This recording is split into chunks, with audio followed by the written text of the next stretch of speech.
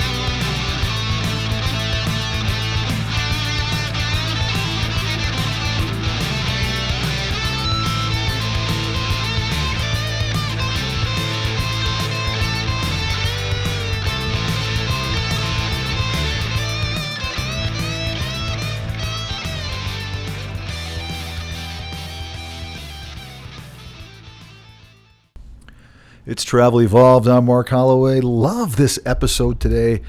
It's one of my favorite topics. For any traveler that's been around me, you guys know I go to this all the time. Nothing's free. Nothing's free. Nothing is free.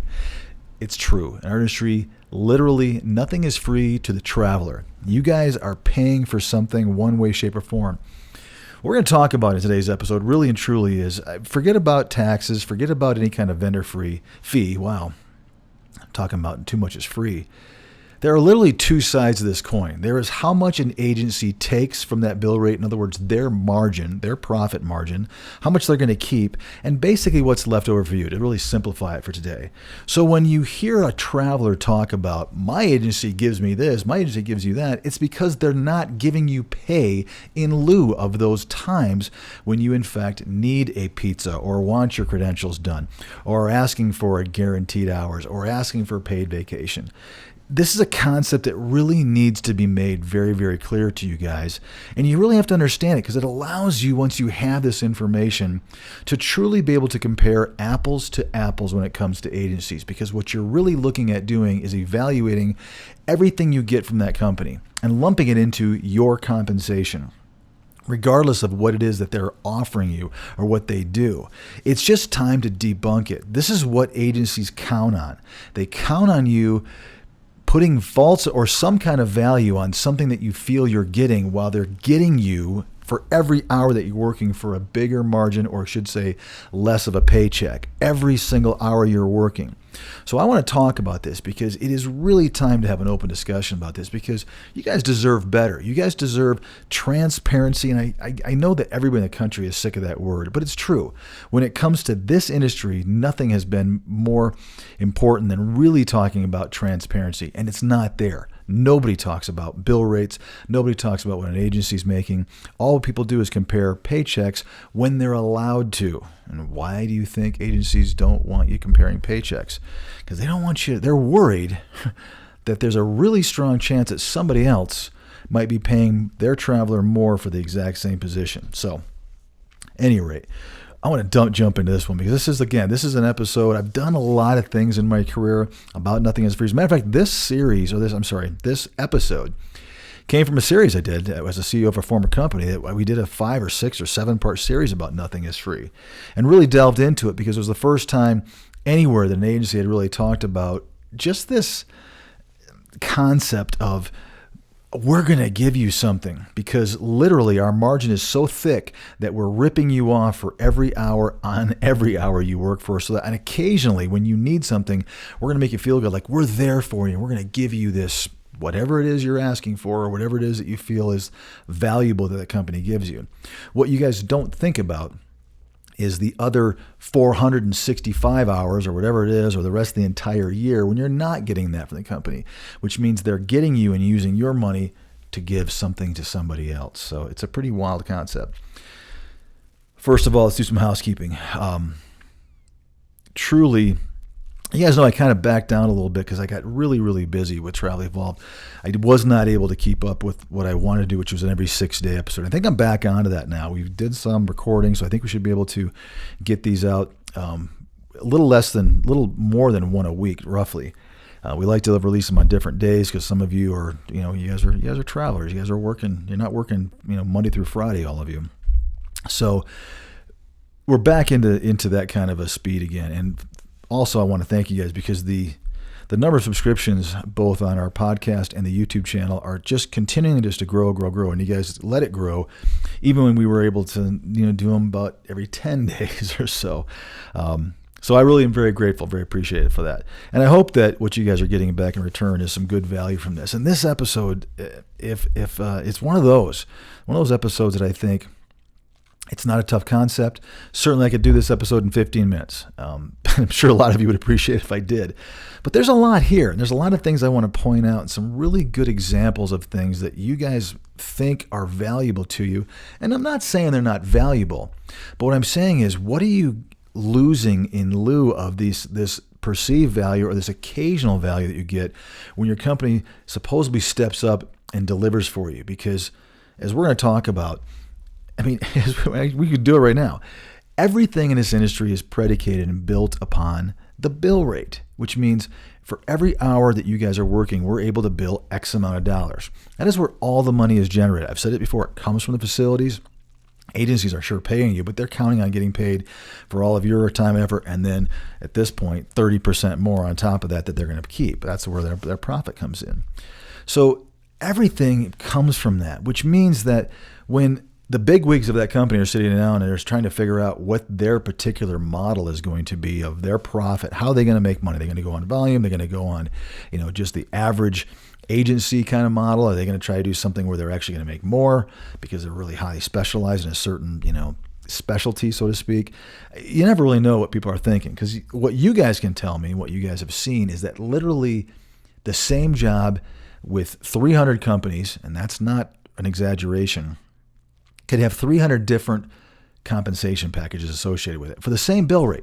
Now, again, there is that occasional time when you're dealing with a subcontract and that one particular major big company might hold the contract. And I can certainly understand that there would be a higher pay for them. But the rest of the companies that are dealing with it, or if you're dealing with a VMS, means we're all dealing with the exact same bill rate, which means why are there all these differences in pay packages? Well, a lot of it has to do with the very simplistic idea that every company has a different calculator that they're using, or calculations that they're using, to come up with how much money they want to set aside for them. In other words, their profit margin, which means everything is left over. What we're going to talk about a little bit today is, out of that profit margin, what are they going to do for kicking some things back? Are they making so much money that they're going to offer a couple of concessions for you if things happen? Are they going to be offering something set aside to buy pizzas for your entire floor when you have your birthday? Are they going to reimburse you for travel if you get fired in the first couple of weeks? All these little things that are gifts, or what they consider is, my company does this for me.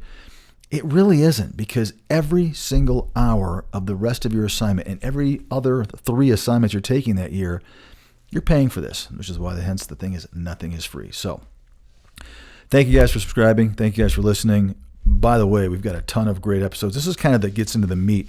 We're almost done with our first season. I think we've got one more episode, and then we jump into season 2.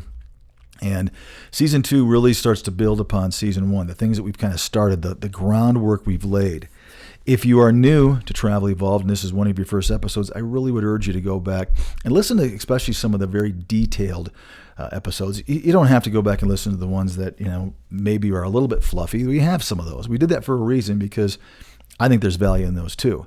However, you guys know the ones I'm talking about, the episodes that talk about margins, the episodes that talk about company profits, the episodes that talk about the pie and bill rates and things that are fundamental to kind of build on. I would urge you to go back and do that.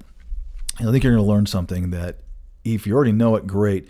You may have it embedded a little bit better. If you don't know it, it's going to be eye-opening for you, which is what so many of you are telling me out there, that I never really thought about some of the stuff you're talking about. Yeah, I kind of assume, but to hear it and to really start to concentrate and think about how it works, it really does make a lot more sense, which means I'm better prepared at choosing my next assignment, choosing the company which I want to take it through, and really kind of seeing through some of the baloney and really realizing what it is that I'm out there for, which is in fact your own travel career. So, all right, I hope I didn't go over a lot of that fast. I know I did.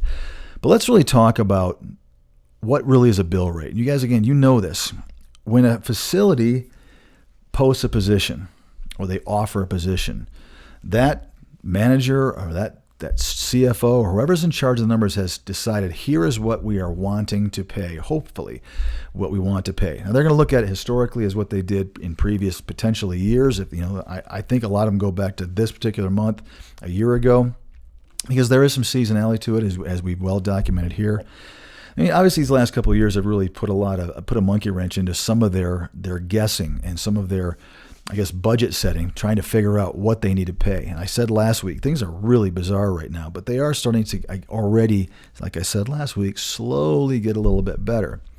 But a bill rate is that all-inclusive rate that the facility says, I'm going to let each agency charge us for that. So for every hour you work, and I know I'm going over this and I have before, for every hour that you work, we're able to bill that amount, less potentially a 4 or 5, usually it's 5 to 7% fee that goes to the vendor for posting that job. So there is, obviously, let's just take a $100 bill rate. If it's a $100 bill rate with a 5% vendor fee, that means that the agency is billing $95 for you for every single hour. Now, again, what I'm seeing is obviously bill rates that are substantially higher than that. Double still what they were a year ago easily. I'm sorry, not a year ago, 3 years ago, 2 years ago, 2.5 years ago. So for every hour you at work, we're able to bill for that amount. And basically what an agency does, as you guys know, and if you haven't heard me before, is they're figuring out how much of that bill rate do they need to keep after they pay you, after they pay for your payroll taxes. And obviously we've already incorporated that fee that's already out of there. So what of that $95 that's left, how much do we want to keep as an agency, and what's left over for you? And what's left over for you is a combination of your tax-free amount, your taxable amount, and the taxes that are paid on that taxable amount. That's what's left, and that's part of how they figure it out. So every company has their own model of how they want to do that. And then today, like I said, they're going to talk about what they're going to do with some of the leftovers. So I want to just make sure you guys understand that that's when I talk about bill rate, that's exactly what it is I'm talking about. So truly, anything that you get is going to come from that area. So you think, well, I should say it's going to come from one of two places. What you get is, first of all and foremost, going to come from your compensation. So when an agency calculates how much they're going to pay you, like I said earlier, that's how they're calculating this. And so you're going to either get it from your compensation, or they're going to carve out some of their margin for assumptions. What do I mean by that? Credentialing is a great example. When an agency is quoting you, more often than not, anybody that's been in this industry long enough has a genuine, strong idea of exactly what it's going to take and what it's going to cost to bring you on board. Now, that isn't free. Hear that. A lot of travelers still think my agency is great because they pay for all my credentialing up front. They'll give me licensure. They'll take care of all my testing. They'll take care of any MMR or titers I need drawn. Other people are like, my agency stinks because they don't do that at all, and they're terrible and bad. Neither one of those is true. It's just how they've decided to, I guess, compensate that for you. So here's what I do know. When it comes to how much an agency is thinking about their margin, oftentimes they're adding a small amount. And again, I'm using this figure of 30%. Maybe 1% of that, one of that 30, so is going to credentialing, which is why they have such a big margin. So really now they're down to 29% because they figured out 1% of this is going to go to the average cost of a traveler. Some of you have more things you need, some of you don't. But we're going to present that as free, but that's why our margin is so big, because we're going to make it this way. We're going to pay them this. Traveler's not going to think about it. They're going to say, hey, I'm getting free credentialing. You are.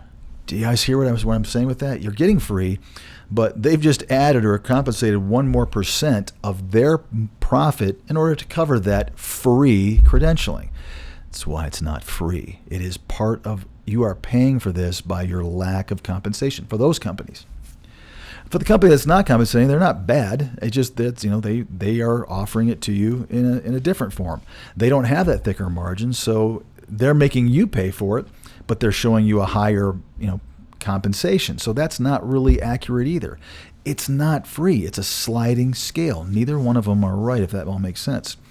So those are the two places that you get things, either directly in your form of your compensation, or an agency will give it to you in the form of what they will, again, kind of cloak and hide under as a free option or a free benefit, when it truly is costing you every hour because that company has incorporated that into their profit margin.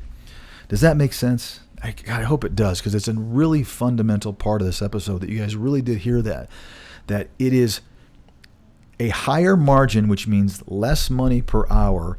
That is how they're able to give you something for free. I can't explain it any better than that. And this is what drives me nuts in the industry, is that I've seen travelers get in really heated arguments with other travelers about comparing my agency versus another agency. The fact is, neither one of them is giving you a benefit. There are agencies that, like I said earlier, will pay you more, but you have to pay for some of that stuff. That's not really a benefit. It just is maybe a little bit more transparent. Another agency is saying, we're going to get you, but you don't have to pay for that. Here's what I will tell you. That second scenario where a company is saying, we'll take care of everything, there is more places to hide more profit. In other words, when you don't have that credentialing need, for example, let's take an extension. When's the last time you were on extension that you had to go back and drug test? When's the last time an extension that you had to go back and the company had to run another background check on you? Typically, the answer to that is never. At least I can tell you, we don't have to with my company I've been, any company I've been affiliated with it. At least I can say in the last 15 to 17 years, to my knowledge, I've never had to re-drug test somebody just because they stayed on extension, which is kind of crazy. You think that you should, you probably should, because who knows what. But that means that drug test that we did at the first part of your assignment, the first 13 weeks, that cost doesn't exist the second 13 weeks.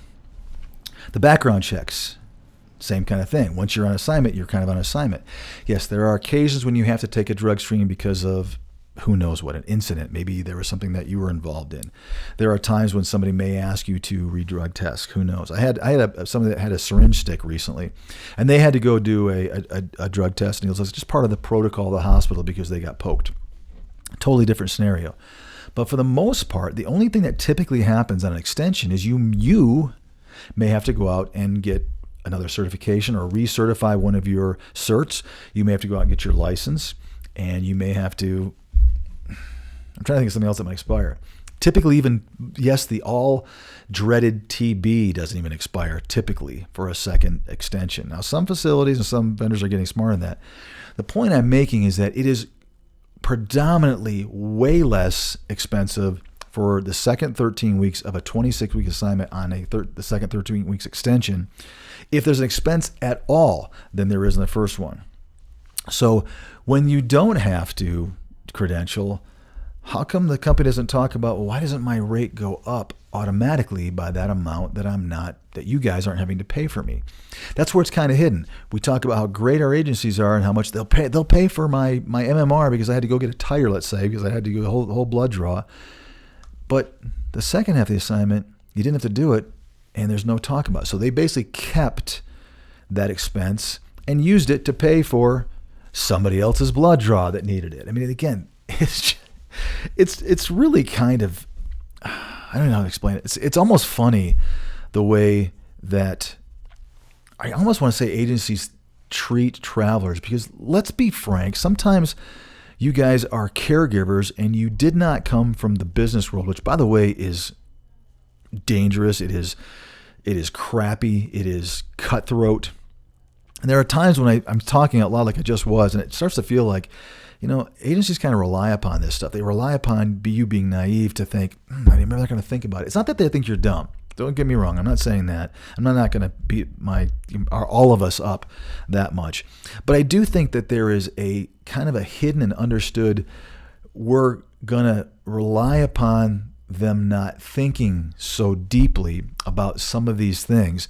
And recruiters who are oftentimes younger people, let's just be again, I'm stereotyping, but they will use that as a sales tactic because that's what they've been taught. That's what they had in their first job or second job, because typically recruiting is their second or third job.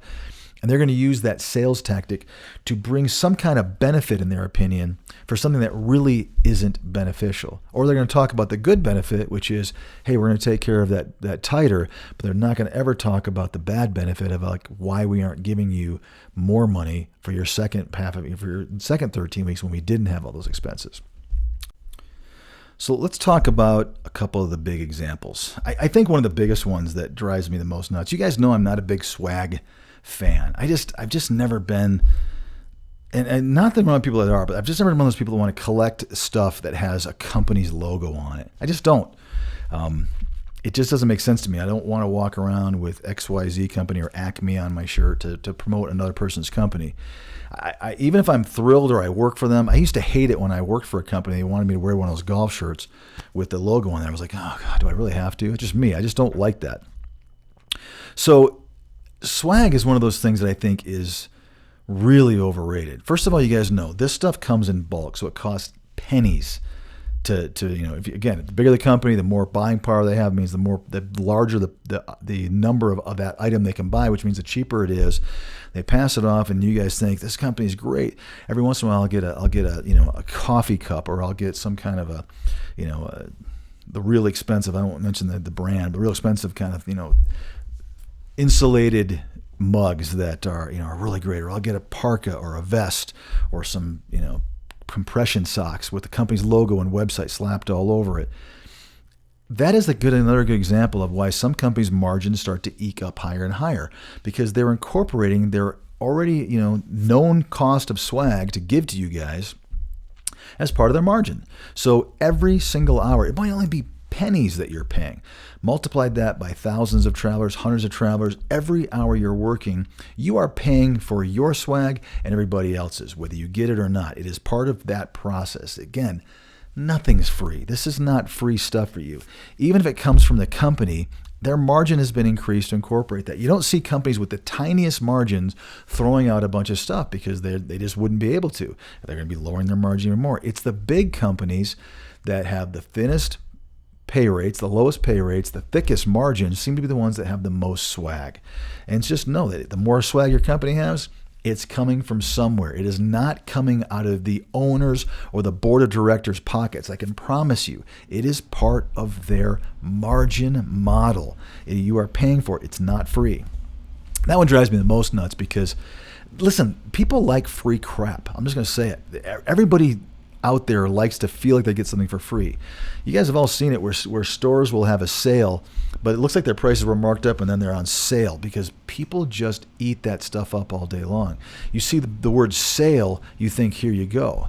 There's one thing to look for actually when something costs a certain price and you get it for a lesser price. But we get sucked in as a society to the word sale because we feel like we're getting a deal. So free stuff, when it feels free to you, it makes you feel like, wow, this is great. This is done by design. The whole point behind this is for a company to make you feel like you should stay with them and be loyal because they're giving you stuff for free. That's the quintessential reason why it's done. That's what swag is about. And anybody who knows anything about marketing knows that it is not coming from the owners or like I said, the board of the companies that owns it. It's not coming from their pocket. It is all derived from how that company's profit margin is arranged, and it is incorporated into that business model. Plain and simple.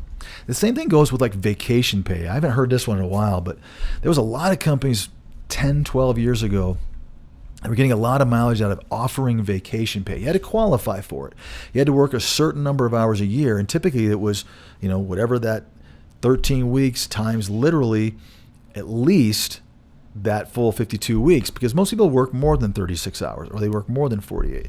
And occasionally it was less than that, but the idea was if they got you working for them all that time, which makes them more money, then the idea was we'll kick some of it back. But again, I'm telling you, it wasn't the companies that had the thinnest margins that had the biggest pay that were doing that. It was these companies that were getting you for every single hour. And those that didn't make it to a year or didn't quite get those total number of hours help pay for those few that did. And it's incentivizing. Again, I'm not going to say it's dumb. It's actually quite smart of agencies to do that, because it motivated people to say, man, if I really work hard, I'm going to get a couple weeks or maybe even a month's paid vacation throughout the course of this year. And all I got to do is basically work my tail off, for lack of a better word, and I'll get it. And if you are one of those people that gets all those hours in, and you're motivated to stay with a company, it's great for retention, you'd get that, because you had 50% of the people that were working toward that with those thick margins and those thin pay rates that weren't making those hours that were also helping pay for you. I mean, again, this when you stop and think about, I guess, the lack of transparency in industry, it really can drive you a little nuts. And it almost, to me, it's not laughable, but it's like, my gosh, how dumb do agencies think us travelers are? And the answer is sometimes not very, but some of us don't think about the nuances. Because right now, when you're done listening to me, I was going to say, just close me up but finish listening to me, because I'm going to say some really cool things. When you're done with this, go onto Facebook, go onto one of those sites or those groups that is not specific about a specialty or a state. It's one of those places that people just like to talk and complain, and you know which ones I'm talking about. There's a whole bunch of those kinds of sites. Scroll down a little bit and start listening, and find a link or a thread where someone is talking about what their company did for them, and watch the responses and the answers. A lot of really smart people, and some people are like going, yeah, but they gave me this for free. It's remarkable, and I see it inadvertently all the time. I did an episode a couple of weeks ago, I think it was a few weeks ago, it feels like a few weeks ago, that was called Guaranteed Hours. And we talked extensively in an episode about how there really isn't a lot of guarantee, especially right now. Guaranteed Hours is a great example, and I think I referenced this future episode where I said, we'll talk a little bit more in detail. Guaranteed Hours is a great example of those companies that offer and say, okay, we will pay you your, let's say, for example, 36 hours if you get canceled once or twice or three times during the course of an assignment. That typically means that money is coming from your lack of pay rate and the lack of everybody else's pay rate that's working for that same agency, so that they can afford to pay you. Like I said back then, if all of a sudden an agency can, especially with these rates, what they are right now, if they can afford to pay you for 12 hours, which last time I checked would be 1/3 of your check for quote unquote free, and pay payroll taxes on top of that, which let's just say it's another 25%. So if they can pay you, let's say $1,000, let's say it's a $3,000 a week assignment, and they can pay you, basically $1,250 for free. Come on, you guys are smarter than that. You know that that's not free. You know that's not coming out of their pockets. They're just this one time saying, okay, we'll dip into that thick, fat margin of ours, and we'll pay this person to appease them, and we'll offer this guarantee. Matter of fact, we might even promote how good our company is, and that we always do this stuff guaranteed, because we're not going to pay attention to how low we pay. And some of you think that's great, and you ignore what you're not getting every single hour on the hour. Stipends the same way. I've seen relatively recently where people are saying, my agency, let me make sure I have this right, even if I don't get my 36 hours, let's say I only work 24 hours, they'll only pay me my 24 hours, but they do give me the full tax-free portion of my meals and incidentals and my housing, which means they're guaranteeing the stipends, the housing stipend and the meals and incidental stipend, which is less. There's no taxes they're paying on it. So that 25% I talked about a few minutes ago isn't part of it. But let's just say those come to $1,000. They're still taking $1,000 and handing it over to you. And again, it's the same concept, the same exact situation. I talked about credentialing. I want to talk about one last thing. The licensure and the certification thing, I think, is one of the ones that drives me the most nuts, because how often do you need a new license? How often do you need to get another, ACLS? You guys know it's not every 13 weeks. Clearly, we know that. The answer to what I just said is obviously it can be anywhere from, once every 2 years to even, I think, 3 or 4, depending on the state licensures. So some of those certs are relatively fast expiring, but they're not every single 13 weeks. You're not going out and rushing off and getting a PAL certification every 13 weeks. It only lasts that long. So every once in a while, you need a PAL certificate. Let's just say you have PALS, ACLS, and BLS. And let's say, I don't know the answer to this, but let's say each one of those expires every 2 years. That would mean that you would, in the course of being with somebody for, let's just say, 3 years, all of those would expire, let's say theoretically, and you would need all 3 of them. So you would have basically, let me make sure I've got this right, 12 assignments theoretically, with that company, and they would be paying for 3 certifications. So, I mean, I almost feel like I should stop the episode because you guys know I'm just feeling redundant. You guys know what I'm saying. This stuff where this feels valuable has got to stop. You are not getting any value from somebody offering to pay for your pals because they're going to make $12,000 or $15,000 on you every single assignment. And I'm not exaggerating. Some of that is high right now. Let's just say they're making $10,000 to $12,000 an assignment with you. It means making $40,000 to $48,000 a year. And you think that getting a $300 certification reimbursed is really something. It's not free. I'm telling you, they aren't doing it for free. They're still padding that little $300 certification in to every single assignment, which means the other, when I was just said in my example, the other 9 assignments that you didn't need a certification done, because I said you needed 3 over 12 assignments in 3 years. Those other 9 assignments you didn't get any benefit from, but your margin was still, your pay package, I should say, was still lower. Their margin was still higher than every other time. So that's the point of this episode. You guys got to stop thinking that your agency is getting something for free. And matter of fact, in my opinion, the more an agency gives you, the crappier your pay rate probably is in comparison with everybody else's, because I don't know if I said this or not in this episode, but nothing is free. I mean, I don't care if we're talking about, like I said earlier, people buying pizzas for your entire floor for your birthday, welcome baskets, the big meet and greets where if you're in town, well, we're gonna throw a party, or we're gonna be at one of these conventions and we're gonna really blow it out. Where do you think that's coming from? That is coming from the money the company has made off of you and every one of your counterparts all year long to blow it out. I'm speaking from experience. I've done conventions. We've had blown some things out. We've hosted events, and that money came from our margins, the amount of money we made for over the course of a year. So the more a company's blowing out, and you guys do get this, by the way, a lot of you say to me, man, how much money does that company have if they're able to sit there and literally host the end of the party cocktail party? The answer is a lot. They got a lot of money. That's why they're doing it, right? So, I mean, you guys know this stuff. All right, so I think part of what I want to kind of talk about a little bit is how many times it is that you don't get a benefit. And I think that's what you really should focus on. Don't pay attention too much to the travelers talking about how every once in a while how they get something that somebody else didn't necessarily get.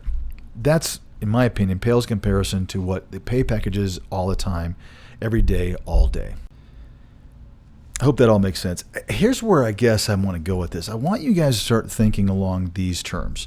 This, I think, would be healthy and probably help you immensely. What you should be doing is taking a look at your agency or your agencies that you go back and forth with, or at least you're considering working with.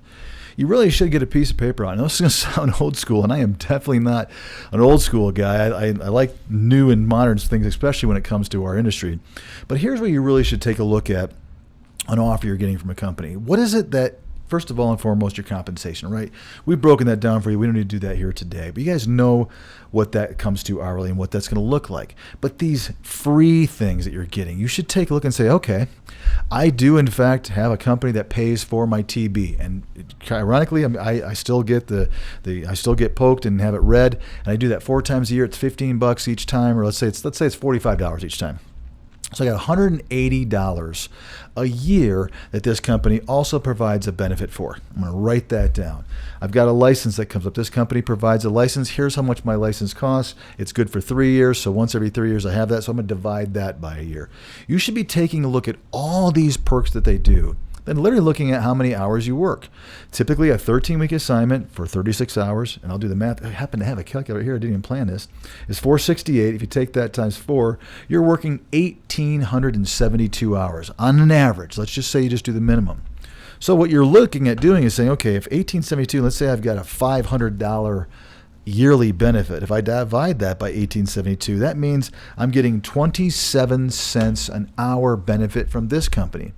I know it sounds petty and sounds silly, but if you're going to have things that you think are great benefit, break it down. If you've got a whole bunch of things like that, you might come to $1 difference, which might explain why one company is paying $1 an hour more or less than another one.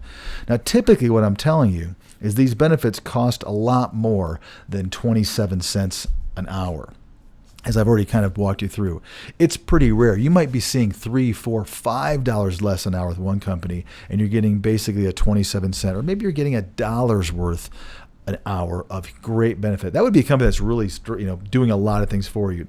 If you've got a $500 a year benefit and it only comes to 27 cents, less than 27 cents actually, that kind of tells you how little this stuff costs a company to give you for free, but yet they sock it to you on an hourly basis. And some companies are brazen enough to even say, well, we might pay a little bit less, but we do all these wonderful things. Well, all these wonderful things can add up to $1, maybe $1.25 an hour, and they're $3 or $4 every single hour less than another company.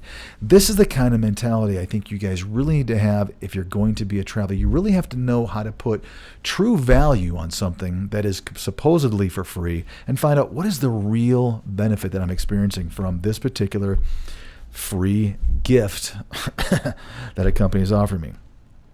Guys, this is an industry-wide falsehood. It's been there since the get-go. I mean, we're not the only industry, by the way, that talks about perks and has free things that people, jump on. It just really seems to really make me crazy when I see really smart travelers out there in social media really pounding about how great one company is or how bad another company is because they do or don't offer some kind of benefit that they're assuming has a huge amount of value. Nothing, literally nothing is free in our industry when it comes to what you get for free. You are paying for it.